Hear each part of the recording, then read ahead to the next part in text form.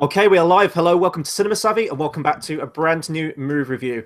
I'm joined with George Aldrich tonight, and Dave. I was going to say Brian then from the Life of Brien, and Ones with the Force, a Star Wars podcast, to give our review on what else? Star Wars: The Last Jedi. Star Wars Episode 8 is finally here, and this is going to be a spoiler-free review, so you don't have to worry about us giving anything away. Gents, how are we doing tonight? I'm tired, but I am here. I'm awesome. I'm ready to talk more Star Wars. That's all I've done for like 48 hours now. So yeah. 48 hours, like 6 months. Let's. I appreciate you jumping on as well, because this was a fairly last minute thing. Like, we didn't know if we were going to have you tonight, George. So I sent Dave a message, but it's good. I think we're going to have a very balanced review tonight, because I know we have very slightly differing opinions on this movie. Might be a bit controversial, but as I said, usually we do a spoiler-free section to begin our review and spoilers towards the end, but we're going to have a separate video for spoilers probably sometime next week. We were thinking maybe at the weekend, but it's looking like it'll be more next week, so you don't have to worry about us giving anything away. But because of that, it will probably be a relatively short review. We're probably going to do performances, and that's pretty much it. So I guess we'll talk about our viewing experience last night. Essentially, we all went to the double bill of Force Awakens and The Last Jedi. How was that for everyone? Was that intense? 4 hours of Star Wars plus?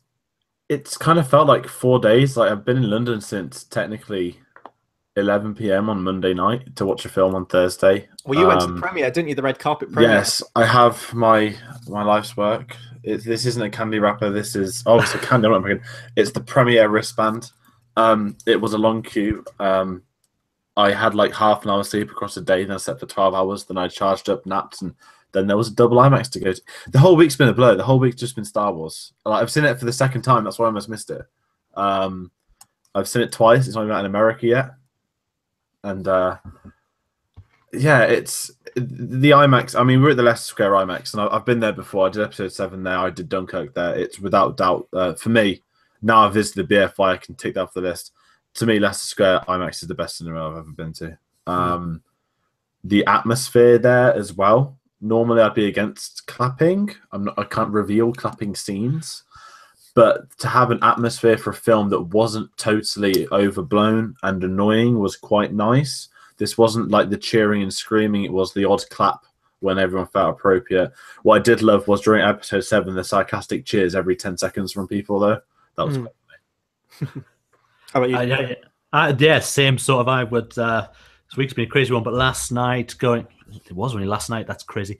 Last night going in to see The Force Awakens and in the City IMAX at local to me at the Motor Centre, which is my favorite cinema I go to for everything I go to see. And I loved seeing The Force Awakens again on the big screen, and then having The Last Jedi, the 20-minute sort of turnaround. Again, a really nice crowd, packed to the rafters, as these showings often are, but with it being a dual bill, you never know. Even The Force Awakens, it was full, which I thought some people might just rock up for the midnight showing. You had to buy a ticket anyway to go see them both, but really nice full showing.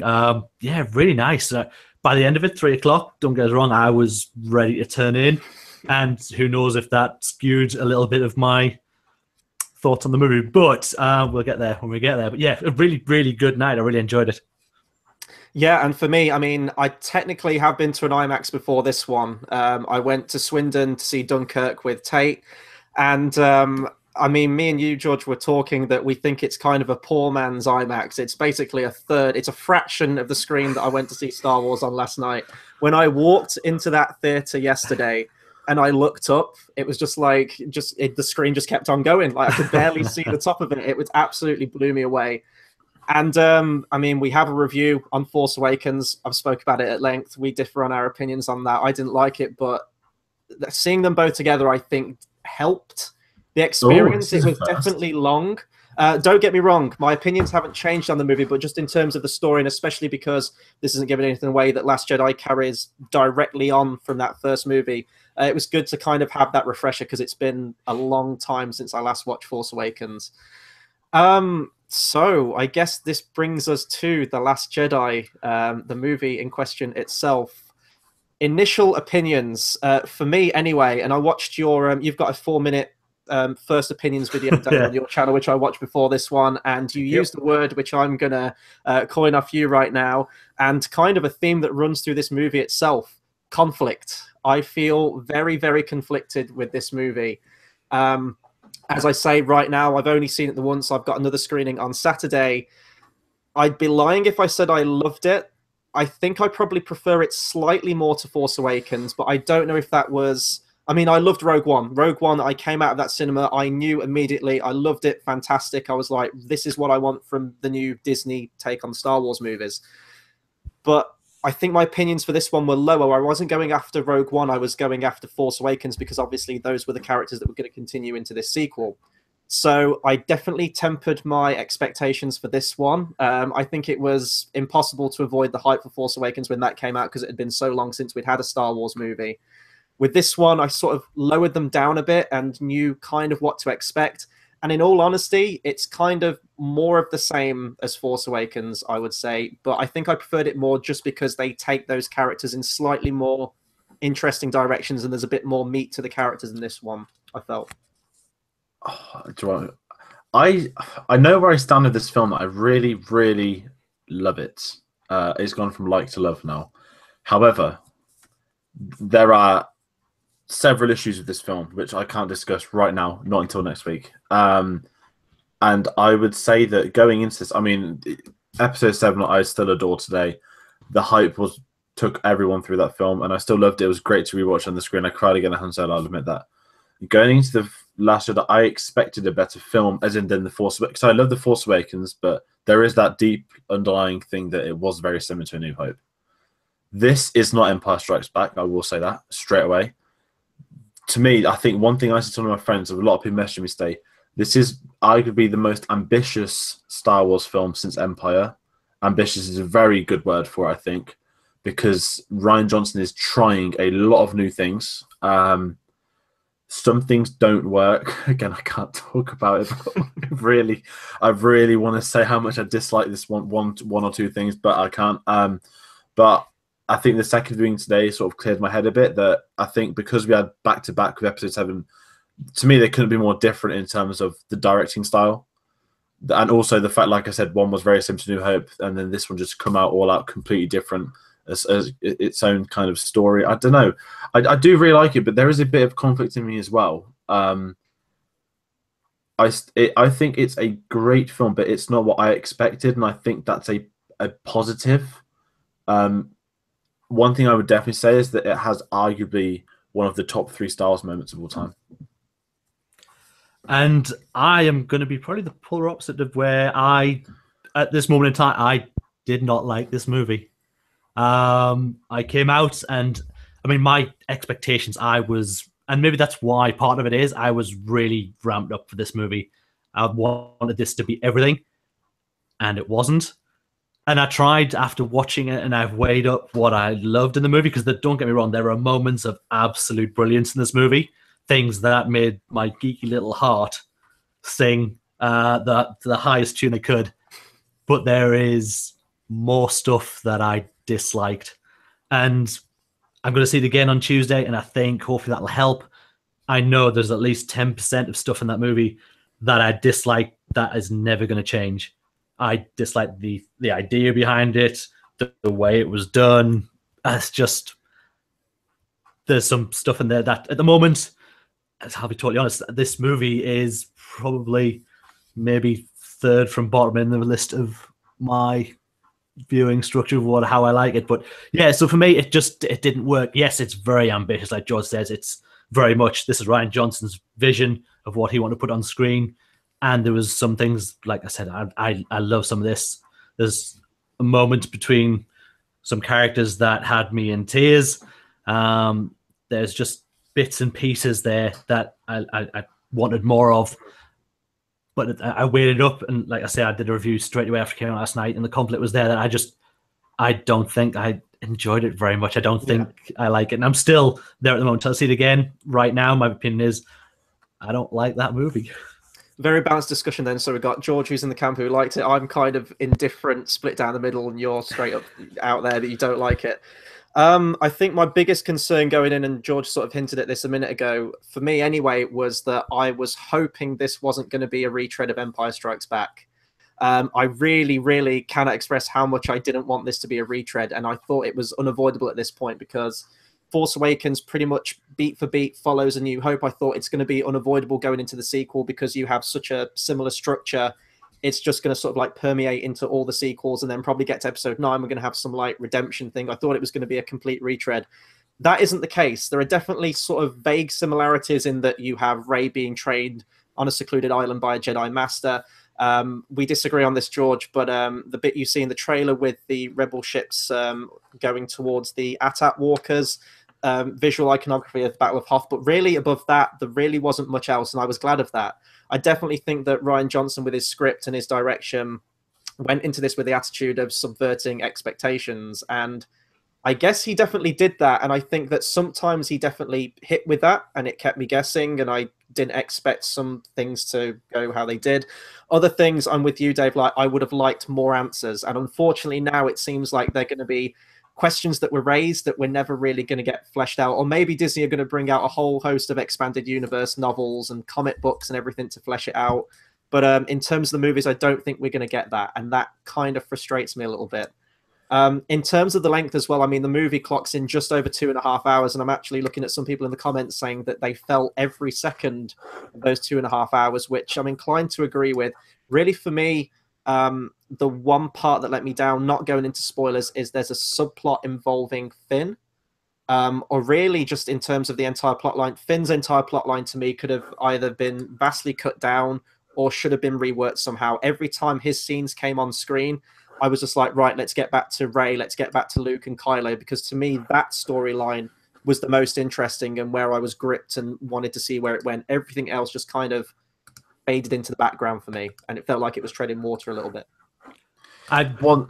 Sorry, I was just going to say, yeah, I mean, I agree with that. The scenes we're talking about with Finn, I mean, it's so hard when you don't want to say anything too much, but there's a middle point in the movie where Finn is off on his own story, and for me that did drag. That was where I think that was probably the longest point where I thought to myself, I'm kind of bored.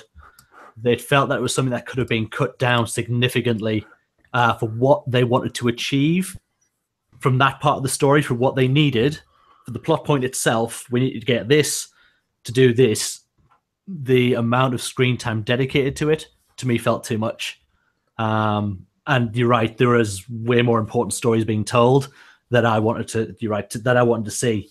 But I really liked the progression of Finn's character through the entire arc of the movie till maybe something towards the back end.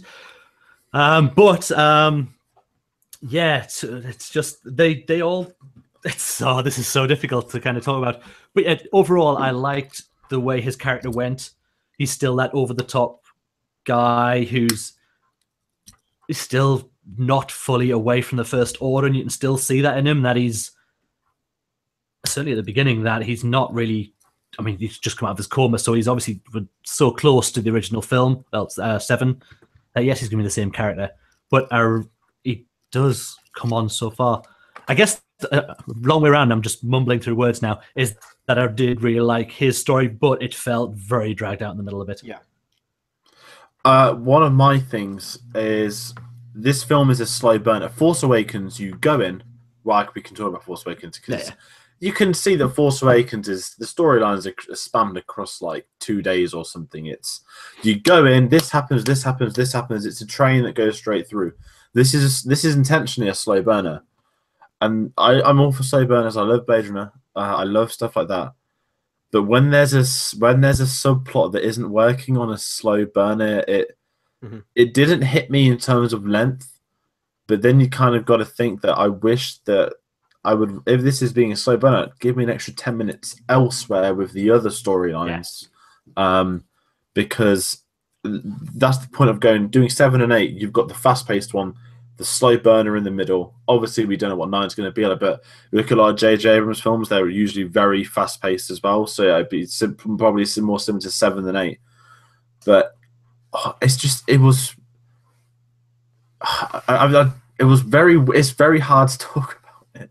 So the thing with Rogue One last year, when we did the Rogue One review, these were all new characters, so you could be like, well, this is Jim Bob, and we liked him, and with this, it's that like, well, everybody knows these characters. We can't tell you anything this character does because literally, if I said like, I don't know, Kylo Ren had a haircut, he doesn't, but that's a spoiler in itself, isn't it? Let's be honest. The salon scene was a tough one to get through. But it's just, oh man, I just go into that scene though. I'm not going to say what the haircut. There is no haircut. No. I remember when everyone made such a big deal about Rey's new haircut as well from the early pictures came out, the merchandise. That was hilarious. No, but the scene that we're talking about, the subplot, is a scene that involves many new alien creatures. I will just say that. Some of which have very questionable designs. I'm going sort of on a tangent here. We'll bring it back to performances in a minute, but when Force Awakens came out, like a load of the marketing was about practical effects and how they were going to make that push. They were shooting on film. They wanted to get it visually looking more like the originals. Obviously, there was still going to be CGI in there. And for the most part, I think they achieved that, apart from the Rathtar scene, the infamous scene that I hate from that movie. And the scene that we're talking about here, which will go much more into spoilers when we do our spoiler review, is kind of the equivalent of that scene for this movie to me. There's a lot of very ugly CGI creatures that are put very much at the forefront of the camera. There's one that reminds me of the wardrobe from Beauty and the Beast with like an opera voice, and it's this horrible, grotesque thing that's thrust into the camera in IMAX 3D, no less, which I really didn't like. And visually, like, it just didn't match up for me and stuff like that. Like, I was like, if you're gonna go practical, and they do go practical in a lot of aspects in this film, a major one we can't talk about, and it's like, stick to that. Like, that's good, that's working, I like that. But then there was just some bits like that. That's me, though. I always bang on about CGI versus practical effects. Should we get into the performances now? Which you pick which character you want to go for first, because I have no idea. Well, I will save the best for later on. There's two. I say we just go with the main one. Let's go with Mark Hamill, because it's Luke's film. You don't need to watch the film to know this is Luke's film. He's everywhere. Mark Hamill famously did the interview where he said when he read the episode 8 script, I can't remember it word for word, but he said this is not what it's in the trailer. This is not going to go the way you think. Luke has a very interesting character arc in this film. I like what they do with him. It's kind of what you would expect, but there are some other really interesting things added into it. But I thought Mark Hamill was great. I love the fact that episode 7 was Harrison Ford's film, and episode 8 was obviously Mark Hamill's film. Unfortunately, the rumor, well, what they always said was that episode 9 was going to obviously be Leia's film, and obviously, unfortunately, with everything that's happened, that's obviously not going to go ahead. But when I guess I can't say that the first time it comes on screen, because we technically saw him like 2 years ago, but he commands the scenes he's in. A couple of other actors do that in this film, but I thought Mark Hamill was not what I expected from Luke, but a very good progression of Luke nonetheless. But he's a part of Luke that no one I thought saw was coming. It's a tough one, because I thought the way that he played the character is obviously that's the script he's been given. That's the way they want it played, and it took me a while to get used to this incarnation of Luke. It's the first time we've seen him properly since Jedi, and it's very jarring the way he's playing the character now. I almost kind of think of it in terms of when we first meet Yoda in Empire, and he's very much that crazy Muppet when you first meet him. Not that Mark Hamill's doing it like that, but just such a different character to the way you've known them. If you've seen the prequels and then you see Yoda in Empire, it's a very different play on how they come across. And that took me a little while to get used to. But once I actually really, for the most part, enjoyed Mark Hamill's performance. Yeah, I think it's one of those cases where, in terms of the canon and where he is at this time, his performance makes sense. But because in terms of seeing him as this character on films, going from Return of the Jedi to this one, I'm inclined to agree with you that it did take a little bit to get used to. But I was kind of prepped for that, because Rian Johnson, I think Kathleen Kennedy, even Mark Hamill himself said that the direction they took Luke in this one was not what he expected, and probably wouldn't have been what he would have done had he been writing it himself, or had free reign of the character himself.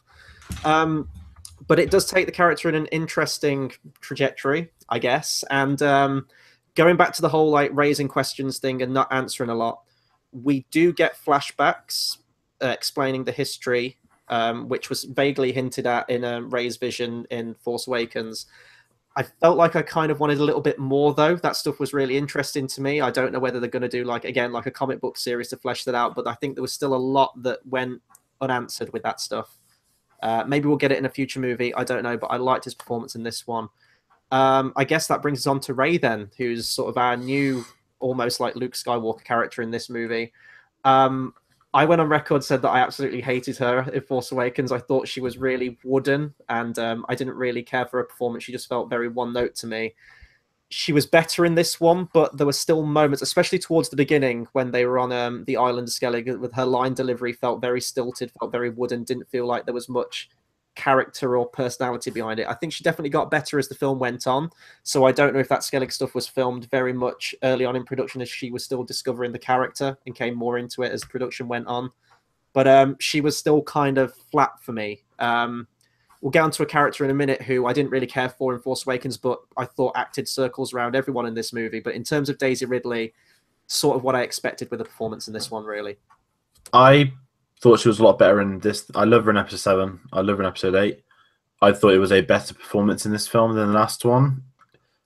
Ironically, there was less material with that. Maybe because now she's established as a lead actress. She's obviously used to the whole malarkey of it all now.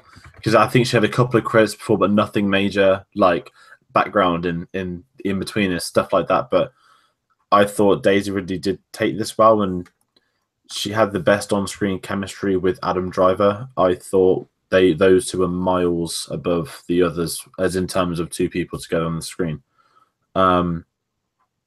Christ, it is hard to talk about them, isn't it? But you can definitely, especially when you do them back to back, you definitely notice that improvement. One thing, like I like Force Awakens, but when it's that you're Han Solo, this is the Millennium Falcon. It's like kind of I know she's the excited girl. And yes. In this, it just feels better, especially. Oh, I can't talk about that scene. Like the start, like when she's like Master Skywalker, and like we all I can think of is the younglings. Like I'm sorry, but for my entire life, there has only ever been one child that said Master Skywalker, and there's too many of them. And the Snoke theories went crazy after that. I keep laughing. I laughed again earlier when she said it. Like, it's not her fault. Like, he is a Jedi Master called Luke. It was the youngling's fault for calling him a master when he was never a master, was he? It's like poetry. It rhymes. Absolutely. It is standards all the way through this. I'm with you guys completely. I think Daisy Ridley, now she's been Star Wars give her a massive push into Hollywood, and I think you can tell that she's been around better actors. Now she's in Hollywood, and you can tell that she's getting more into her craft than she probably was when she came on board as a struggling actress who was working in a bar when she got The Force Awakens. And it really does show, you're right, her delivery of lines is better in this movie. You're right, there are still lines that do come across very, I'm reading these from a page, and this is what I have to say. But she has grown so much as an actress, and that I really appreciate. She is much better. And by the time we get into 9, I think we'll see a fully fleshed out actress who knows exactly how to play a role. So I expect to see great things from her. I really do. Yeah. Poor Cuban is never going to get a job again. In terms of other performances, like I'm going to breeze through a couple. Like I thought John Boyega was still fine. Like he still brought that. I mean, I didn't like his storyline, but in terms of his performance, he still brought that energy and that enthusiasm. Like you see him on the red carpet, you see him in interviews. He clearly loves the property. He clearly loves playing the character. Oscar Isaac definitely gets a lot more to do in this movie as well. I think that was more down to them reworking the script in Force Awakens. Originally, the character was meant to die in the opening. And then I don't know how last minute they changed that, but you could kind of tell that he should have been in that first movie a lot more. Definitely makes up for in this one. And we see more of a determined, I won't say darker side to him, but he's definitely a more prominent force in this movie. And I liked his character. The one character who absolutely just like floored me in this movie, vast improvement for me, was Adam Driver as Kylo Ren. Without a doubt, the most interesting character in the entire movie. Definitely gets the most character growth. Loved all of his scenes. When I first saw Force Awakens, I think a lot of people were like this. When he took off the mask and it was kind of like this dweeby teenage kid, you were kind of left a little bit, uninspired with it. and he felt a bit stuck in that first movie. But having seen that movie and then that conflict that you start to see him in his character towards the end of that film, leading into this one, that is really the course of this entire movie. Really, all the scenes that he shared with Daisy Ridley, I thought were great. I know you disagree with how they handled some of those scenes, though, Dave. But in terms of Adam Driver, he was by far the walk away in this for me. Every single scene with him, I was like glued to the screen. Do you want me to take this back? Yeah, go. I'll go. Yeah. Adam, I went on record. Well, technically it's not on YouTube yet, but I ran a record. There's a recording of me saying 2 years ago that Kylo Ren will be one of the greatest Star Wars characters ever done. That's still going on with this. It's very hard to talk about him without spilling the beans on the events. But Adam Driver in this film, he is fucking terrifying. Like, for example, for the red carpet, he didn't sign anyone's autograph. He just walked through and just stared. That stare is literally, he is Kylo Ren. There is no separation between the two now. But with this, it's when he does take off the mask, he's that little kid, like, I'm not a monster. Like, no. And, like, he's had it in him because Adam Driver is a great actor, but he had so much more material. I think it made all the difference taking the helmet off in this film. That gave him so much more to do in terms of performance, making him memorable and stuff. There's an absolute wanker in the comments doing spoilers. Shut the fuck up, Jordan Summers. Spanned him. That's fine. Spanned him from the chat. Sorry. I'm keeping an eye on because I've disappeared off the internet the last week. We've all been off the grid, so I'm keeping an eye on people.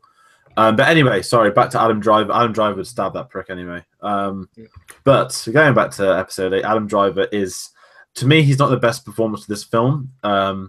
There is another. But I really, really did like Adam Driver.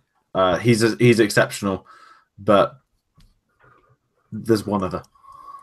And I was, don't get me wrong, I was very impressed with Adam Driver, the way he's grown, not just in the character, but physically as well.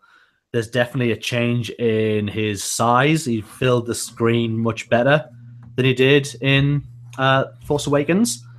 And like Chris said, when he was last time when he took the helmet, he was this dweeby kid. And to be honest, that kind of plays early on in the, I don't think it's a spoiler, but that plays into what other characters think of him as well, which I think is a really nice point to bring in.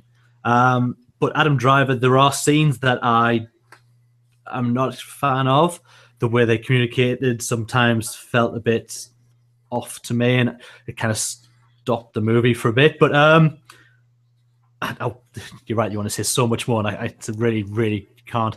But Adam Driver is absolutely the guy's going to do big. He's going to be massive. Yeah. He's so good in this movie, and you're right. I think he adds a levity that he didn't have in The Force Awakens. He feels like he just has more of a presence in this movie. Very much so. Very much the sequel and how sequels go, but he's definitely ramped up a lot. He has the best story arc of this film by a mile off. We can talk about Carrie Fisher, like her performance was great, although some things they do with the character are very questionable. And it's made me very unsure of the future of the films. I'll just say that. And that's all I'm going to keep it to for that, because I can't say any more about that. I know the character George wants to get on to, so shall we just do it? A lot of people in the comments have been wanting to talk about this character. Oh, no. I'm not talking about him. That character. Okay. No, there's another. Also him, though. Similar job. Similar job role. But let's just talk about Snoke. We'll get to my MVP a bit later on. The Supreme Leader, Snoke, Andy Serkis. Snoke in the flesh, not really Andy because he's motion captured again. But I guess we can say that Supreme Leader Snoke is in this film, and he does have scenes. We see him in the trailer. You literally can't give any details of his scenes, but he has a presence, and it is the combination of the character and Andy Serkis that every time he's on screen, you're gripped. Just every word he says, you linger with what he thinks, and he was just good fun on screen. He's not what I thought, but that's what made him more of a Star Wars character that, I can't really give any evidence because it's a spoiler if I give evidence, but Snoke is not what he is, what you expect him to be, but there's this sort of personality added to. If you take the stereotype of I almost said the Dark Lord, but just a Sith. There's a stereotype to a Sith. but he's not that. I mean, we can say he flashes that golden robe. Like, if you want to say something about a persona, like he has got some. He's like a golden Hugh Hefner, isn't he? Yes. Too soon. Too soon. No, because I was the one that made the the Praetorian Guards and comment Bunny about just after. gave it away. It was, I thought with Snoke, when he was on screen, he was great. He's used very wisely. I think that's a good word to describe Snoke with. I think it was. I mean, sometimes I feel really sorry for Andy Serkis that he gets given these roles, and he is a really, really good actor, but he redefined the working of this technology to where he disappears in these characters, and Snoke is exceptional. The CG is so good. I mean, you get really, really close to this on an IMAX screen, and you don't go, well, that's definitely it was awesome. He looks amazing. I mean, he's messed up, but he looks amazing.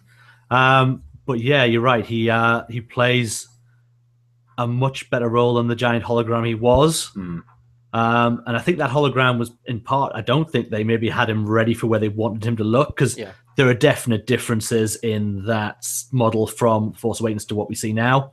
But yeah, as an overall presence and power, I couldn't fault Serkis in that at all. Yeah, the CGI is definitely, when you see it in the font, like when they released the image, I was like, that kind of looks a bit off. But when you see it in the film, it is fantastic. Nevertheless, it is a character that I think could have been achieved with makeup. Like if you look at, I compared to like Return of the King, the Orc General in that with like the really mashed up face. Like I definitely think you could have done that, or even had like someone's real body in the gold robe and done the CGI on top of it. But when his entire body is CGI, I wasn't sure about it. But nevertheless, Andy Serkis definitely brings a real presence to the character. I liked seeing Snoke in this movie. Seeing more of like his just agenda of things, really, and things like that. And I can't talk. You know you can't say it. You know you can't talk about it. Slightly underwhelmed with the character though. Like he's a good character, but I still feel slightly underwhelmed from it. Which is not what I wanted to feel with this. This should have been like the moment in Return of the Jedi where you enter the Emperor's throne room and you see that guy and you're like, okay, that's a force to be reckoned with. With this, didn't really get that with Snoke, unfortunately. And just jumping off from this also, Captain Phasma, I thought this was going to be the apology movie from The Force Awakens. With the trailers, with the showdown with Finn, it was like she's back, like she's a force to be reckoned with in this movie. You're going to see a lot more of her, and you probably see her about the same amount of time in all honesty as you do. Less, I think, yeah. Less. I was absolutely gutted. Like when that merchandise came out for the previous movie, and she was everywhere. It just really sucks because you've got Gwendolyn Christie, who's a great actress. The character looks great. She has a real presence, and they're just not utilizing that character as she should be utilized.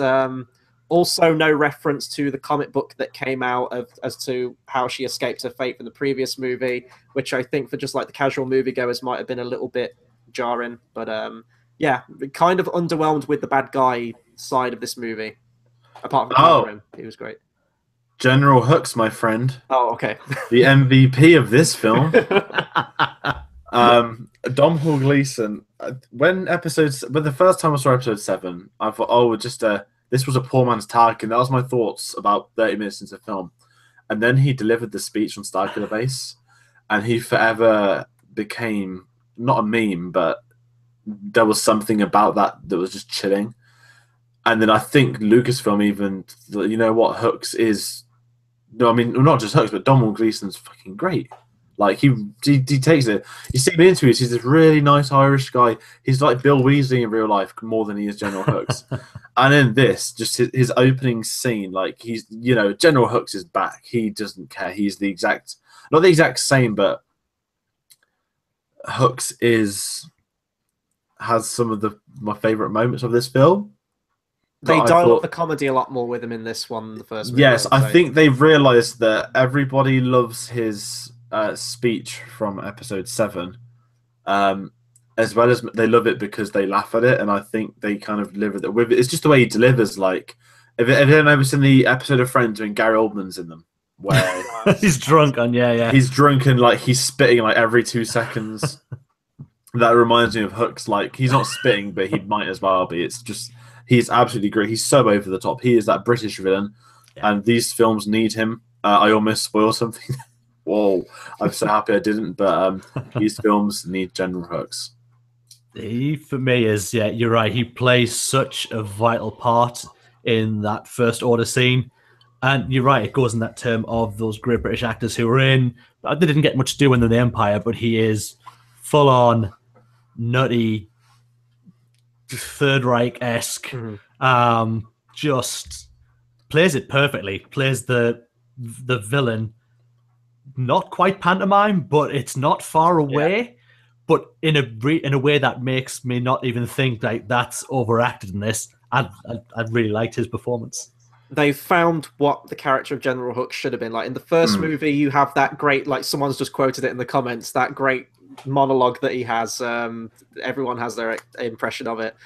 That was a great moment for the character, but it seemed like in that one they were trying to pose him as like, this is the new Tarkin, and that side didn't work to him at all. Like they found their niche with this one, like going for the more comedic, kind of incompetent side to him, which I think really worked, and Domhnall Gleeson was great in that.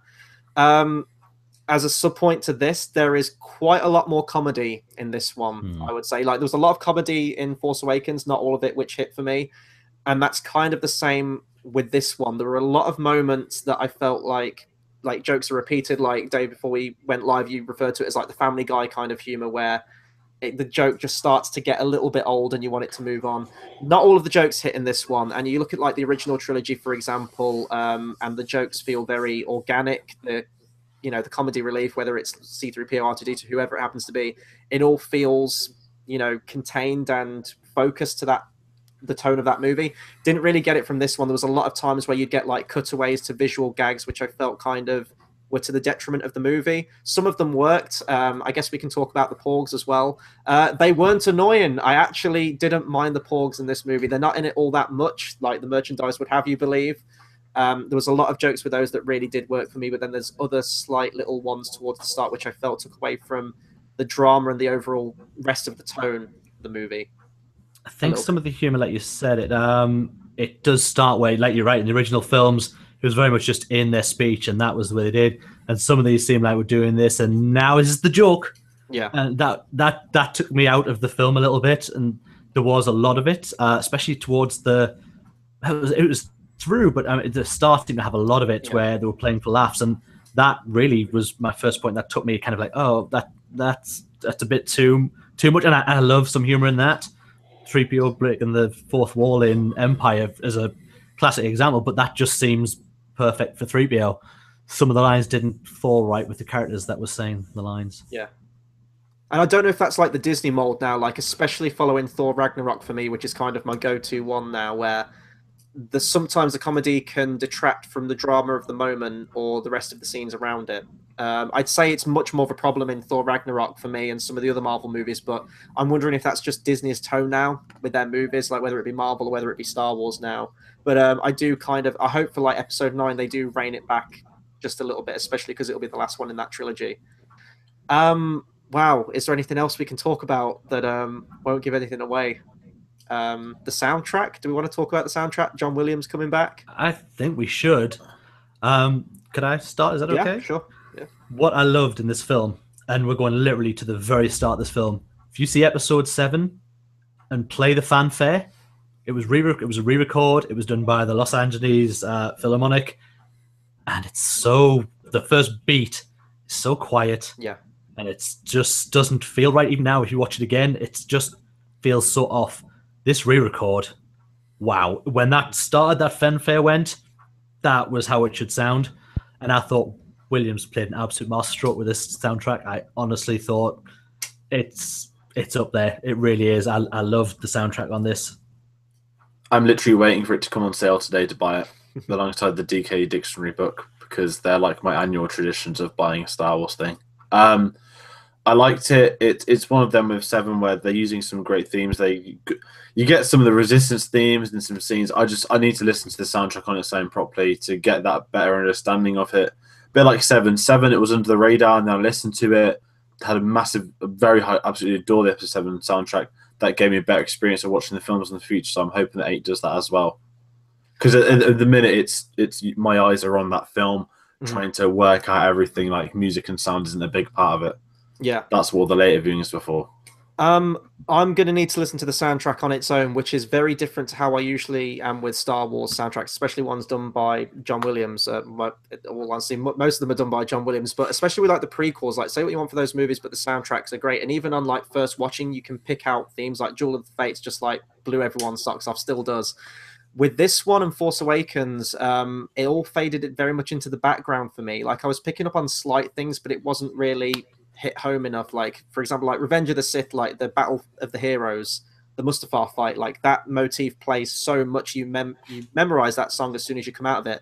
With this one, I still don't know. It seems like it was a lot of repeats of themes before, but I did pick up on like the Kylo Ren motif, the Rey theme, and the First Order fanfare or whatever it happens to be. But I'm going to have to give the soundtrack a listen on its own to see how it measures up, because I didn't really pick out anything particularly too memorable with it. We do have a question from Mr. Superman's friend. Although J.J. Abrams is director for Episode 9, would you rather see J.J. Abrams or Rian Johnson direct Episode 9? I think we might have talked about this on one of our other we did this when they happily announced Trevorrow was getting sacked before they announced J.J.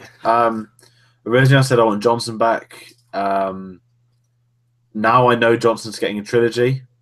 Like what Episode 8 proves, he's trying his own thing. He's being ambitious. Give him that trilogy. JJ, he started this trilogy. I think now looking back, it's right for JJ to finish it, because I adore Rian Johnson. And if this is what he's done with 8, the stuff he's trying to do in an episodic film, because some of this feels very spin-offy. That's not as a criticism, as a compliment that Rogue One was very ambitious. Like, they murdered everyone at the end of the film. You couldn't do that in an episodic film. Some of the stuff he's trying to do with this, I'm surprised Disney said yes to some of it. And I feel that him getting this new trilogy is perfect. Whereas JJ, he's going to play it by the book, not in a nasty way, but he knows what he's doing. He's come up with the trilogy idea. They've got the faith in him, and I think he can finish it better, because he, at the end of the day, was the one that started it too. Yeah, I think I'm exactly the same with that. I'm quite happy that JJ's come back to finish off. Rian Johnson has gone out there and made his film, and I think that's absolutely hats off to him that he made this. There are some stuff for me, like I said, doesn't land. Some stuff that I really dislike, which again we can't really get into until you hit spoilers. But we'll get that another time. But so I'm quite happy for JJ to come in. He probably, when he wrote this, he kind of knows where he wants his characters to finish by the end of Episode 9. And I think, I'm fairly sure Rian Johnson will be told we need them all. This is who we need here by this point, but in the storyline, it's where we need to be. And so JJ can finish off. So I'm looking forward to finishing off the story he started. But I am interested as well, although this movie doesn't work entirely for me. I'm interested to see what Rian Johnson brings to a trilogy of films. Especially one that's like completely different, allegedly, like entire new decade. Or is it? Maybe we won't know. Maybe it's a Supreme Snoke trilogy. I'd be so down for that. Get Hooks in there as well. I don't know. Get all the team in there. Oh, Hooks, the early years. Oh, like the Wonder Years series, but with Hooks. Yes. That'd be awesome. Very quickly, Mr. Superman's friend, thoughts on Disney buying Fox? Well, you can check the news whenever we do that next. However, I will say, it will never happen, but if they choose to put the Fox fanfare across all 9 Star Wars films, then I will be very worth $50 billion.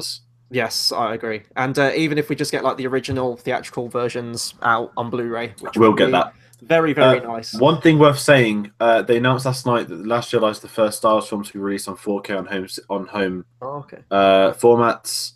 So I assume, and especially now Disney bought Fox, that not only will, I'd imagine, in the next 3 years we get the theatricals released, but I'd imagine we're going to get them all on 4K now as well, which is great.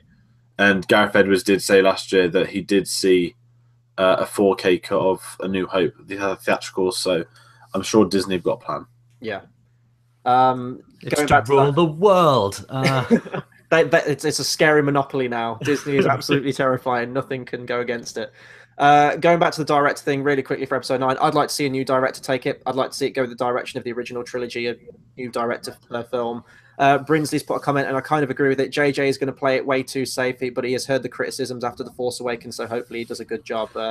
He did say in an interview that he wants to not make. I didn't read it because obviously I'm on my not keeping away from Star Wars stuff, but he made the point that Episode 7 was about re-establishing blah blah blah. Episode 9, he wants to make a better film than 7. He has said that, so I think he's got it in him. I think he's a very smart producer, director.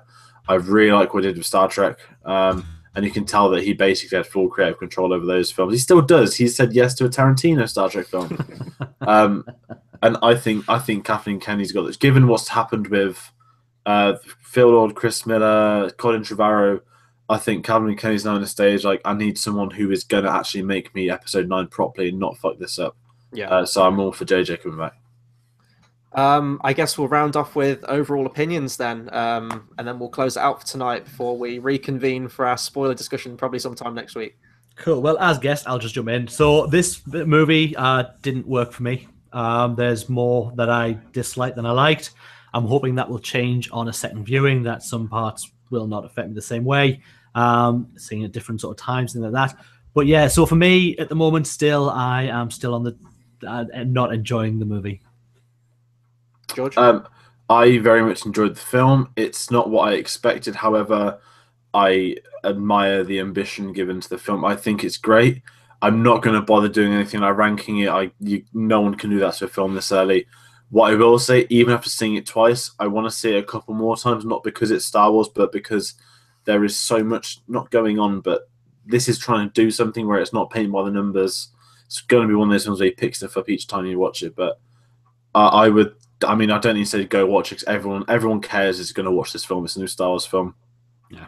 But take a look, have a hint. There will be things you don't like. There will be things you do like.